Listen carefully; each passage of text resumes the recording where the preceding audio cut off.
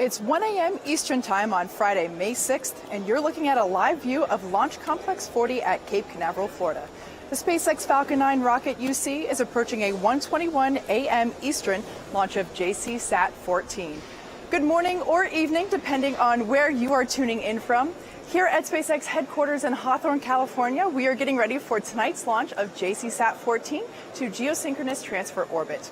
My name is Kate Tice, and I am a process improvement engineer here at Mission Control Center in Hawthorne, California. Like I said, we're anticipating our liftoff of 1:21 a.m. Eastern Time. We're launching from Cape Canaveral tonight, and we are attempting a drone ship landing to Of Course I Still Love You, which is located a couple hundred miles off the coast of Florida. As usual, you can expect live shots from all across the rocket, all the way through payload deployment. We've got a lot going on, so let's get started. Hi, I'm Michael Hammersley, a materials engineer for our avionics department. Behind me you can see the deep, dark velvet, obscured somewhat by some beautiful smoke of the Florida night sky. There it is, clearing up again. This is the fourth flight of the Falcon 9 upgrade vehicle carrying JCSAT 14 towards a geostationary orbit. If you've joined us before, then you're very familiar with what this pad setup looks like. If not, you can see the Falcon 9 rocket, of course, in the middle. This is the first stage, which is what does the heavy lifting, getting the rocket to the edge of space. It will then separate from the second stage, and the first stage will continue on towards the drone ship, Of Course I Still Love You. The second stage, which is carrying the satellite in the top part here, this is the fairing, or the nose cone, just surrounding and protecting the satellite. The second stage will do 2 burns tonight. It will first get us into low Earth orbit, moving at about 8 kilometers per second, and it will then coast for about 15 minutes or so, do a second burn to kick it into a geostationary transfer orbit, which is what gets the satellite to its final position. Some other things you'll notice, this is the strong back, or the transporter erector. It supports the vehicle while it's standing before launch, and it also actually brings the vehicle out and tips it upright in preparation. You'll notice several lightning towers surrounding it, and that's to protect it from errant lightning strikes, given how frequently Florida has storms, a lot of lightning. You can see the flame trench down here. Once the rocket starts lifting off, of course, the flame that it's producing is almost as long as the rocket itself is tall, and that gets channeled safely out towards the side. You'll also see that there's a little bit of what looks like smoke. That's totally normal. The rocket is just so cold. You'll notice a mission progress bar below that you can use to follow along with the important events, and a countdown timer at the top right of your screen to keep track of all of it. Hey, I'm John Federspiel, a lead mechanical design engineer here at SpaceX, and I'm sure by now you know we're here to launch a really cool satellite into geostationary transfer orbit, or GTO. That satellite, of course, is JCSAT 14, which once fully operational will provide 4K television, as well as communication services for both the maritime and aviation industries. We're also today going to be continuing our experimental efforts to recover our first stage back on the drone ship, Of Course I Still Love You. And to put this effort into perspective, from July of 1950 right up until today, the 45th Space Wing at Cape Canaveral in Florida has supported well over 3,000 rocket launches. Of those launches, only 5 have ever attempted to recover and land the first stage of the rocket. Last December's Orbcom mission was the first to stick a landing back at Landing Zone 1 in Cape Canaveral, and we successfully test-fired that rocket a few weeks later. And about a month ago, we were also able to be the first ever to land a rocket on a drone ship in the Mid-Atlantic Ocean. That rocket is also in good shape, and our next step will be to test fire back at the Cape or at our rocket development facility in Texas. Now today we're doing something a bit more difficult. Given this mission's GTO destination, the first stage will be subject to some extreme velocities in re-entry heating, making a successful landing much more unlikely.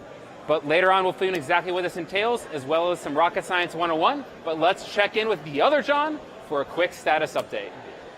Hello, I'm John Innsbrucker, Falcon 9 Principal Engineer. I'll be bringing you status updates from my desk here at the Webcast headquarters and SpaceX headquarters here in Hawthorne, California. Now, it's late in the evening here in California, but we still have the employees gathering for another Falcon 9 launch. Now currently we're deep into the launch auto sequence. That's where the computers are commanding the ground and the Falcon 9 vehicle hardware to get it ready for the planned on-time launch coming up in 15.5 minutes. Let's take a look at the status for the launch. The good news, the Falcon 9 team, very nominal countdown. They're working no significant issues right now. After yesterday's bad weather, we actually rolled out to the pad, used the opportunity to get out there early at about T-minus 25 hours. A couple hours after that, we were vertical on the launch pad. We've had a fairly quiet day, just getting the pad ready. We've gone into the actual power-on testing of the Falcon 9. We're now in propellant load. At T-minus 35 minutes, we began loading liquid oxygen into the first stage and kerosene fuel into both the first and second stages. The second stage is now complete with fuel load.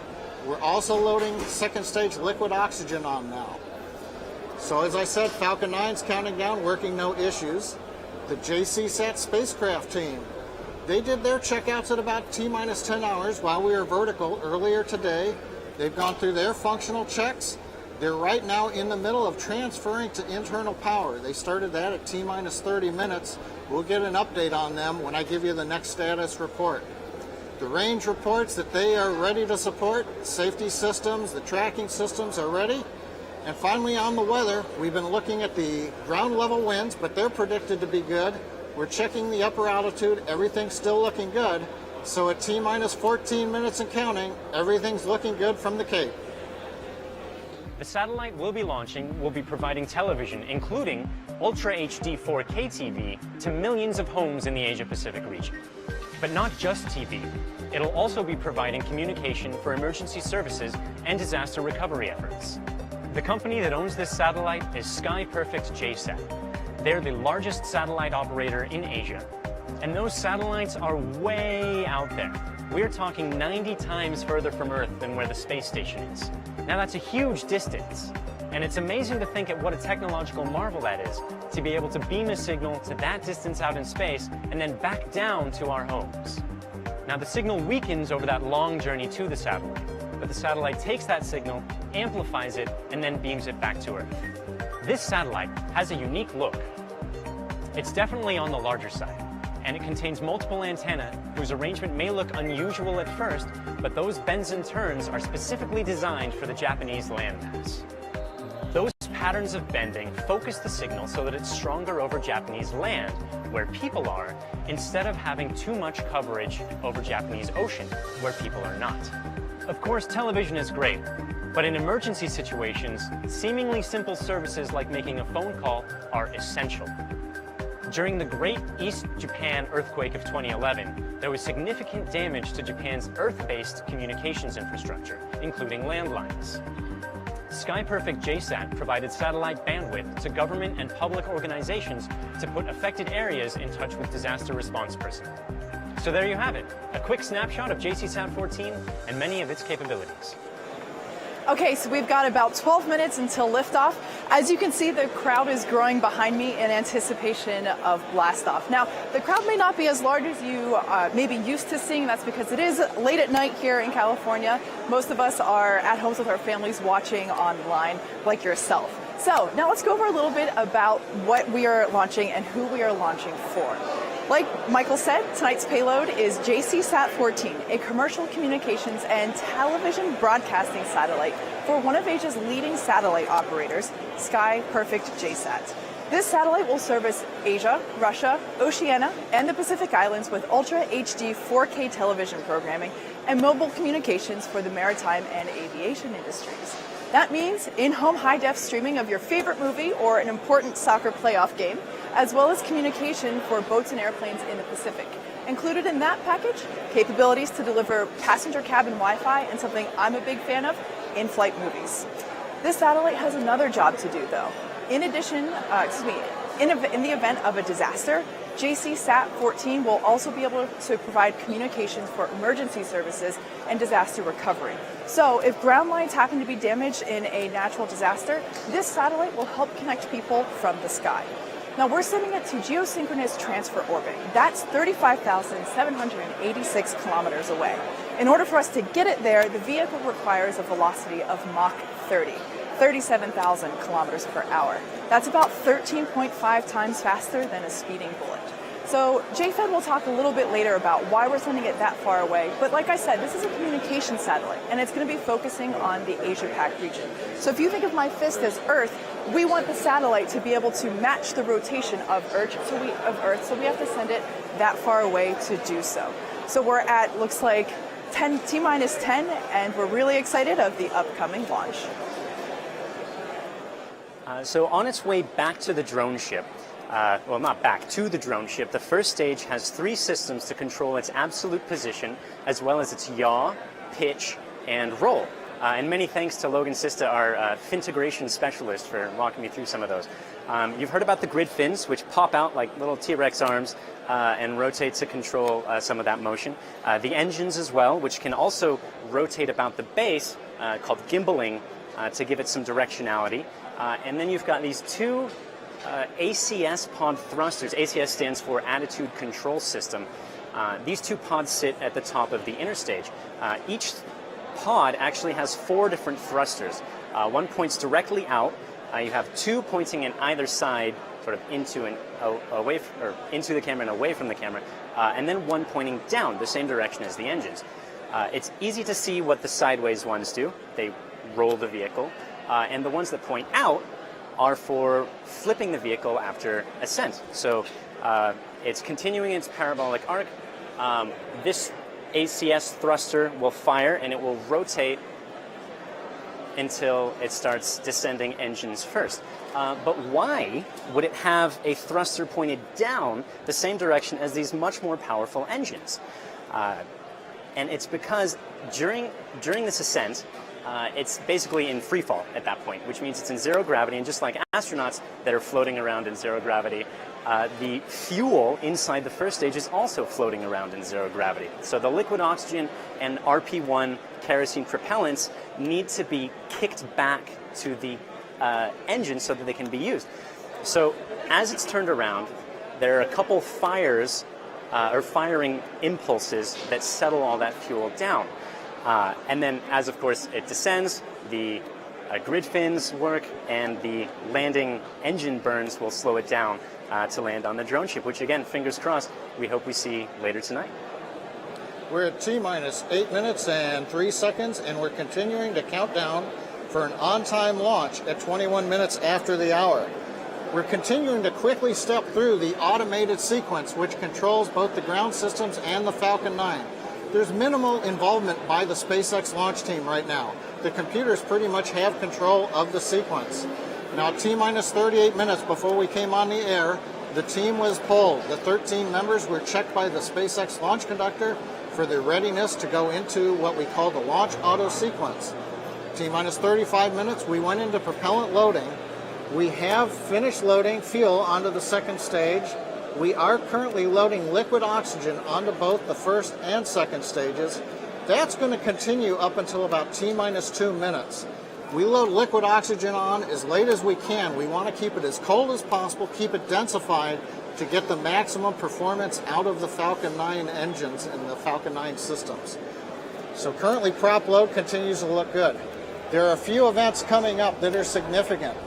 Just inside of 5.5 minutes, about 90 seconds from now, the guidance system will begin alignment. That's making sure that we know where we are and we're ready to head out into space. Just inside of T-minus 5 minutes, we'll pressurize the first and the second stages. That's to get ready to open the clamp arms around the second stage and begin retracting the strong back. That'll happen at about T-minus 3 minutes and 25 seconds. It takes a little while to see some motion on the screen, but then the strong back starts to pick up speed as it moves away. And then, of course, at T-minus 2 minutes, we finish prop load. The JCSAT spacecraft has gone internal. They're ready for launch. The ranges go. We're looking at ground level winds, but they're still good within a few miles an hour of the limit, so we think we're going to be good. So at T-minus 6 minutes, all systems continue to be good at the Cape. 17th century, Isaac Newton built off Johannes Kepler's planetary motion laws when he developed the law of universal gravitation. It's this same law which affects this tennis ball when I toss it back up in the air and it comes down, which we need to overcome to bring a spacecraft into orbit. Now, space is generally defined as being 100 kilometers away from the surface of the Earth, also known as the Kármán line. But if I simply threw this ball 100 kilometers up, it's going to come roaring back down in a few minutes. That's because at that distance, the Earth's gravity is still about 97% of what we feel right here on the surface. To get and stay in orbit, we need to not only go really high to get out of the Earth's atmosphere, but we also need to go really fast sideways. For geostationary transfer orbit missions, we can approach speeds of up to 37,000 kilometers per hour. And since kinetic energy is the square of velocity, this can require 100 times as much energy to achieve orbit than it does to achieve suborbit. Earth's gravity now acts as a centripetal force, turning our spacecraft around the Earth, which is also known as an orbit. Think of the spacecraft as this tennis ball, and this string as the Earth's gravity. When we're in orbit, the gravity is now spinning us around the center of the Earth, and we could stay up here almost indefinitely. Now, the two most common orbits that satellites reside in are low Earth orbit, which spans to about 2,000 kilometers away from the surface of the Earth, going from there to the geostationary orbit at 35,786 kilometers. That's our ultimate destination today for the satellite. And if I place a satellite with the right velocity at this distance, it will be in a stable orbit. By Newton's first law, the force due to Earth's gravity aligned with the center of the Earth will constantly change the satellite's direction, just like the tennis ball and string earlier, and we will stay up here, like I mentioned earlier as well, almost indefinitely. But bringing us right back here on Earth, we have begun the final preparation of the rocket, and you will see in a few moments here that strong back starting to retract as we are right leading up to the last few seconds of launch.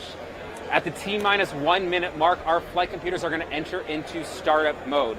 At that moment, we're going to begin a series of final autonomous checks across the hundreds of sensors we have on the rocket, and that leads into the T-minus 3 second mark, where at the base of the rocket, look for a bright green flash come from the engines. That's kind of like our lighter starting a gas grill. This is what kicks the engines. Those 9 Merlin engines are going to fully ignite, reaching full thrust just 1 second before liftoff, where we have some hold down clamps. Those clamps are going to check the force coming out of the rocket at that moment, and we are going to release the rocket. You're actually starting to see that strong back begin to pull away, and those final moments are occurring on the vehicle.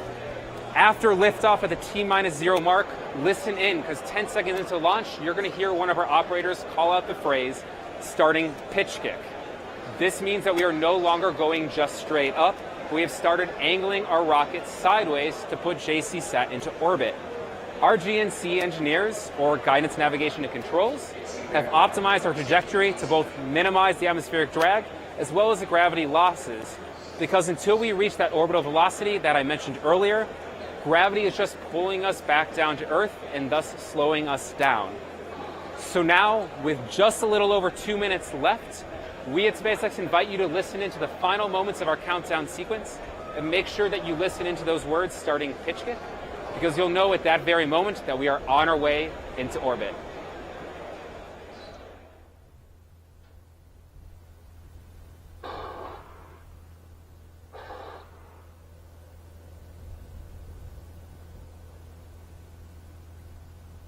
Strong back fully retracted and locked out.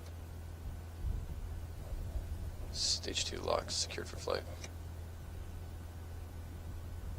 T-minus 2 minutes. Falcon 9 is on internal power.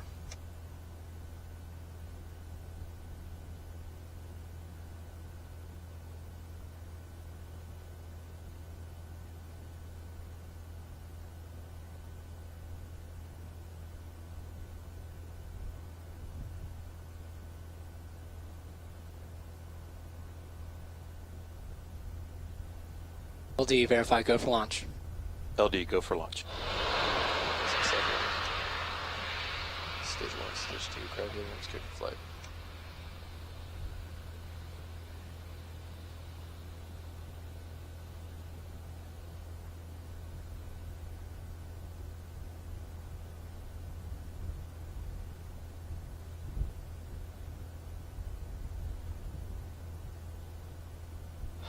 EC, verify, Falcon 9 is in startup. Falcon 9's in startup.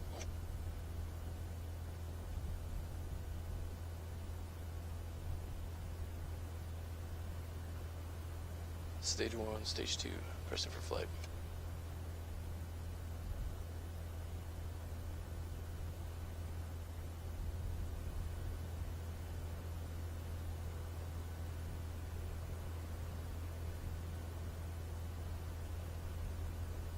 T minus 30 seconds.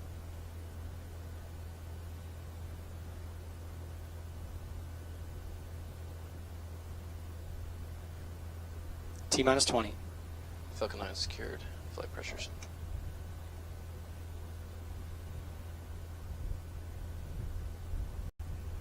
T minus 10, 9, 8, 7, 6, 5, 4, 3, 2, 1, 0. Liftoff of the Falcon 9.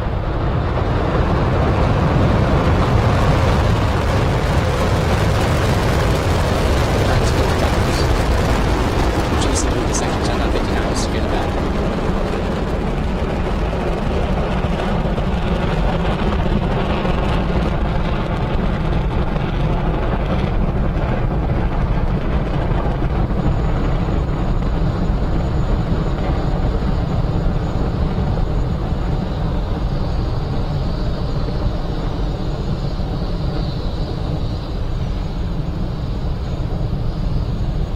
Falcon 9, our telemetry is nominal.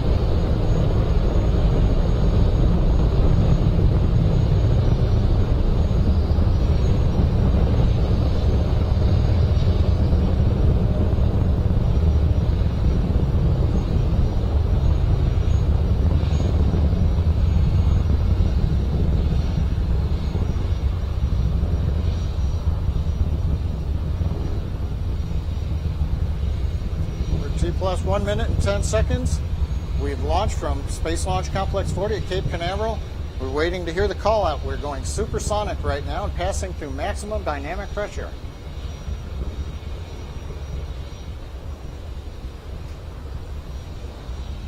Vehicle has completed the throttle down and throttle back up. Stage 1 propulsion is nominal. And you heard the words and the cheering in the background. Propulsion is nominal, a phrase we love to hear at SpaceX. We're currently beginning. MVAC chill has begun. There's the call out for the chill in of the MVAC engine, just like we did before launch for the first stage engines. We're now chilling in the turbo pump on the second stage engine with liquid oxygen, getting it ready for ignition, coming up in just about 35 seconds. The next major event that we're going to hear is main engine cutoff. That will come up at about 2 minutes and 38 seconds. You can see the ground cameras following the Falcon 9. The cameras on the Falcon 9 will also be used, bringing us images back from space, and a great view looking up the back end of the main engine. We're going to listen in as we go to main engine cutoff and stage separation now.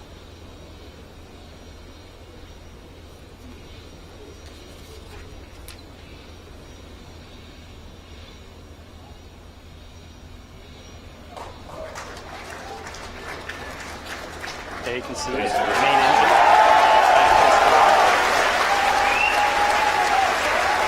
We got confirmation. Our second stage has separated, and we have good ignition of our second stage as well. We'll be having a video of that for you in a second here. But right now, the good news is we've successfully separated from our first stage, and that is back on its way to the drone ship, and we have a beautiful image of the engine bell for second stage. Yeah, the first stage is actually continuing, because it's going so fast, it continues in this huge parabola, this ballistic trajectory, and out towards the drone ship in the middle of the Atlantic.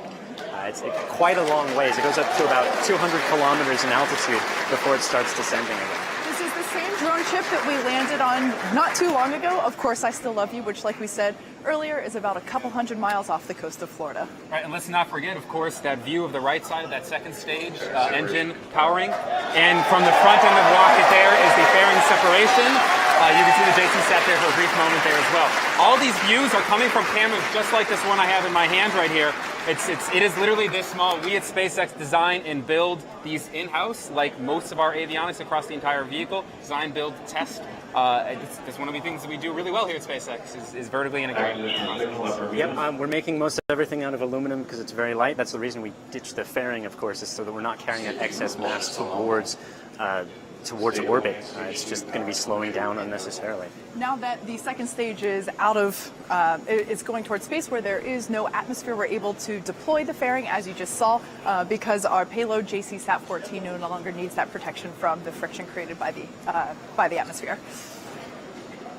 So the second stage is going to continue to burn for a little while longer yet. It's going to keep pushing up that speed until it's about 8 kilometers per second to get it into that low Earth orbit. It will then pause for a little bit and allow it to sort of, I guess, be in a parking orbit in low Earth orbit, it's called. That's going to be in about 15 minutes of that coast period before it restarts to begin that second burn to get it to geosynchronous transfer orbit. But right, let's take a quick pause right now to see how that orbit and progress is actually happening with John. He's been listening on the countdown nets. T plus 5 minutes, everything continues to go nominal. You hear that call out occasionally, something that we love to hear, as I've said before at SpaceX. Give you an update on the Falcon 9 trajectory. Looking at the plot map on my monitor here, we're tracking down pretty much the middle of the predicted trajectory. Now we've headed somewhat due east out of Cape Canaveral. For our initial parking orbit, we don't really change the inclination of the orbit, so we'll shoot eastward. There will be a second burn a little bit later on that we plan to bring you in the webcast. That'll be the burn that takes us to the geosynchronous transfer orbit. The first burn is into the parking orbit. You heard the call there, stage 2 propulsion is nominal. We're looking at the MVAC-D engine. You can see it on the screen. We're monitoring the nozzle. You can see the red glow with the niobium alloy of the nozzle extension on the MVAC-D engine. That's the normal color. That's what we expect. Power telemetry remain nominal. Things continue to remain nominal still on both stages. We are also looking at chamber pressures on the engine. They're looking good and solid. We're watching how the turbo pump's working. We're looking at the avionics system, how power on the stage is. Everything right now on the Falcon 9 continues to look good as we power our way into that initial parking orbit. Major event about to come up that we're going to listen for is the entry burn of the first stage. We'll light 3 engines for about 15 seconds. Let's listen in for a minute and maybe we'll hear it. Stage 1 entry burn has started.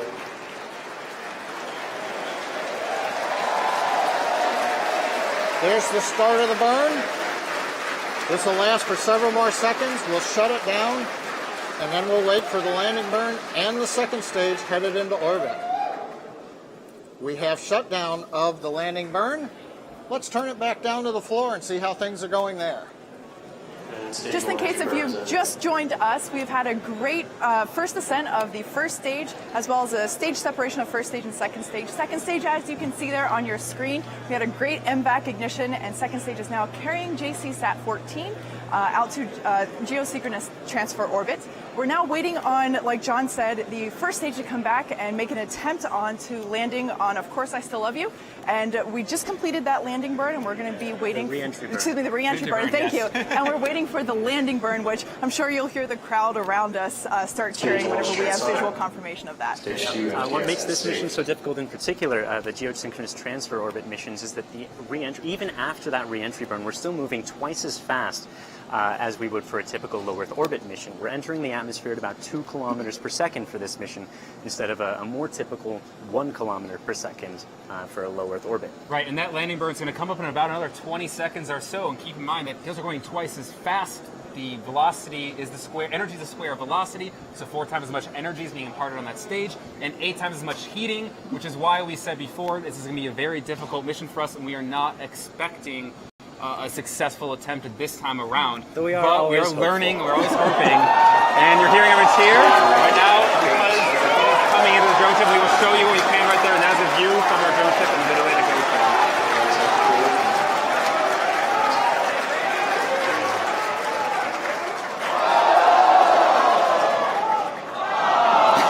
And it looks like we have deep landing. We have stopped the landing.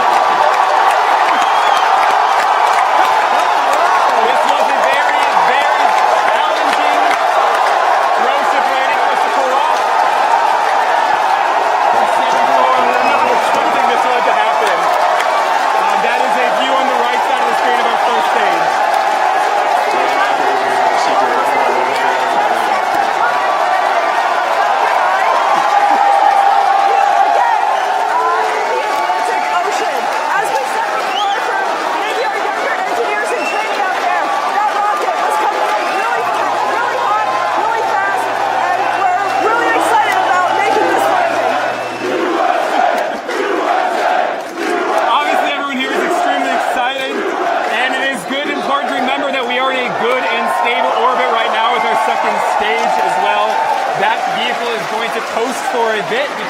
second ignition too.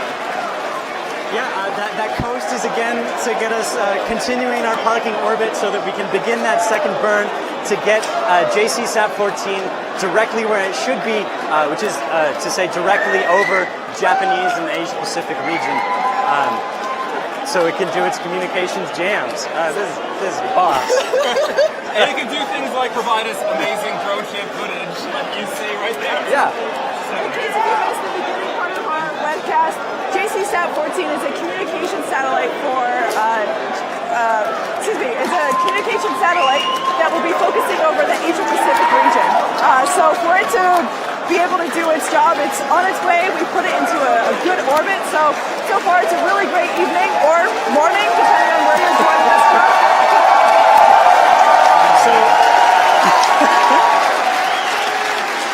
Honestly, everyone here is still extremely excited about looking at that face of the rocket, and we are as well. It looks in great condition. It's important to remember that we don't know the full state until we get our eyes on that vehicle and fully inspect it. Yeah, to be sure. So we're going to let you go while we're waiting for that coast period to end. Join us for the second part of the mission. We still do have to get that satellite to its geosynchronous transfer orbit, and that's going to involve a second burn and then the payload deploy itself. So we have a cool animation to show you what's going on. Be sure to stick with us because we will be coming back to update you as the rest of the mission progresses. Thanks for joining us.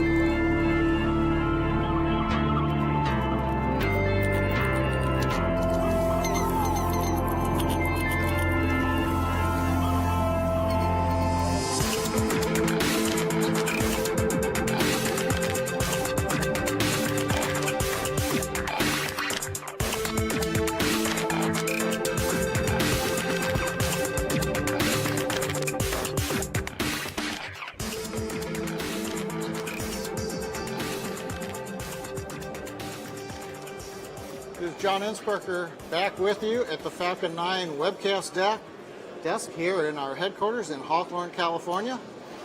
We are just past T plus 26 minutes and 15 seconds. We're getting ready for the relight of the second stage engine. Let's listen in.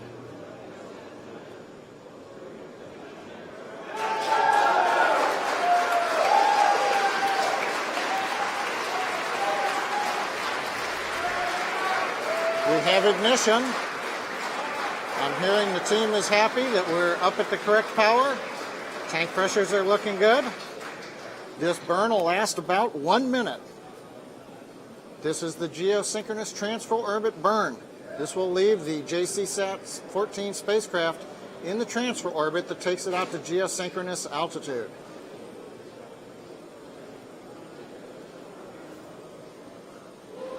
Continuing to watch the burn. Everything continues to go well.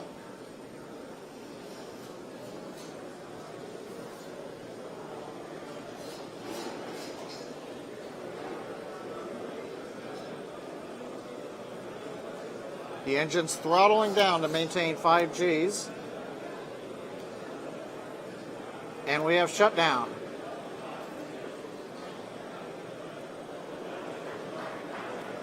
Okay, we've got what looks like a good burn. We'll be back in just a minute with the folks downstairs to let you know how the orbit is.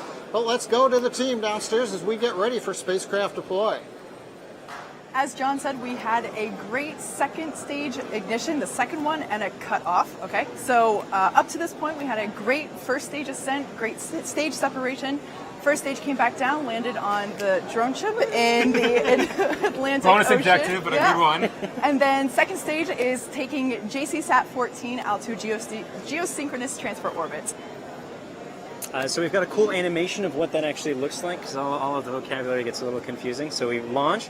First stage separates, heads back. The second stage continues. That was its first burn really quick, fairing deploy. And now, as it's circling in its parking orbit, the second burn begins, and it basically raises that orbit. So if it were to continue in that motion, it would turn into this giant egg-shaped orbit.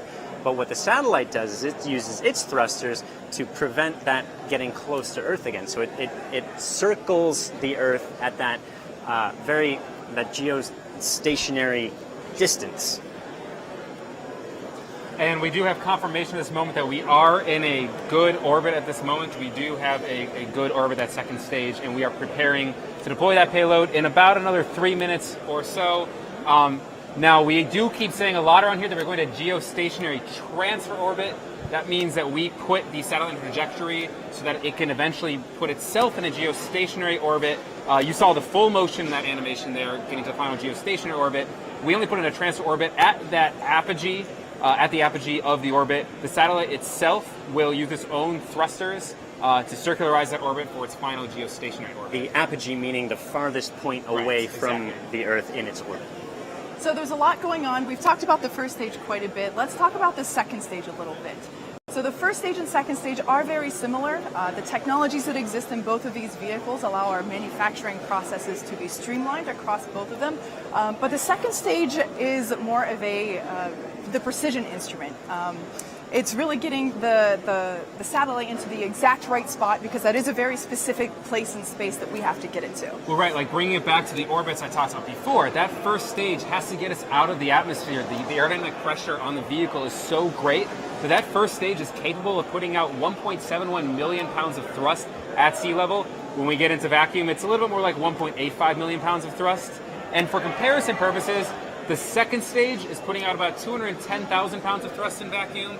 So it gives a good perspective of the first stage doing all that heavy lifting, and that second stage, next time you watch a launcher, you go back and rewatch this one, you'll notice that the second stage is really doing that speed maneuver to try and inject us into that precision orbit. And that's what you see right there. That is the nozzle of our MVAC engine. That is obviously planet Earth rotating behind it. We got a nice sunlit view now. We didn't really have that a little while ago when we lifted off. But yeah, that's our second stage engine. And even though the technology is wildly similar, or largely similar, between the two vehicles, or the first stage and the second stage, the fact that one has to operate in vacuum and the other in atmosphere reveals some of the larger differences. So this engine bell, for example, is a lot larger than the engine bells of the 9 engines on the first stage. And that's because in atmosphere, which is about 14.7 psi, once the engine plumes expand enough such that they reach 14.7 psi as well, you start to get serious turbulent effects. In vacuum, you don't have that pressure, and so you can have a longer engine bell to continue extracting work. Now we've got 5 seconds left before the second stage starts to rotate. And what that does is it allows the satellite to begin stabilizing for that when it deploys. Yeah, it's a bit like, think of a much faster example. We think of like a rifling of a bullet. When you fire the bullet, to spin that bullet, to align it and make it go very straight, we are very, very slowly, and you'll start to see the vehicle rotate from that view, spinning up our second stage for the gyroscopic stabilization before we deploy our satellite, the JCSAT, from the forward end of that. And we are about to separate, and we have a good separation. You can see it leaving right there. Goodbye, JCSAT. It's been a great mission for you. Have a great trip.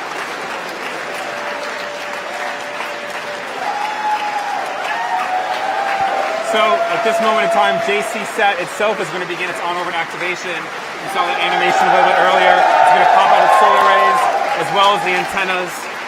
And our second stage is going to remain in that area as well. We're going to do some safety maneuvering with that vehicle too. So we still have to make sure that the satellite's behaving nominally, but that's really the bulk of our mission is getting it to that transfer orbit, that successful deployment. Yeah, so it's been a great evening/morning for us so far. Just as a quick recap, we had a great ascent of the vehicle, great stage separation and return of the first stage back at, of course, I Still Love You, sitting nice and pretty on top of our autonomous spaceport drone ship there. And then obviously you just saw a great payload deployment of JCSAT 14. Yeah, we'd like to thank our customer, the whole Sky Perfect JSAT Corporation, our partners at the Air Force and the FAA. We'd also definitely like to thank you, the audience, for joining us again. We definitely enjoy doing these up here. We definitely enjoy sharing these experiences with you. Follow us at spacex.com or our social media, Facebook, Twitter, and Instagram. And if you're interested in working here as well, look at spacex.com/careers. So once again, thank you for joining our webcast. And so say we all, have a good night.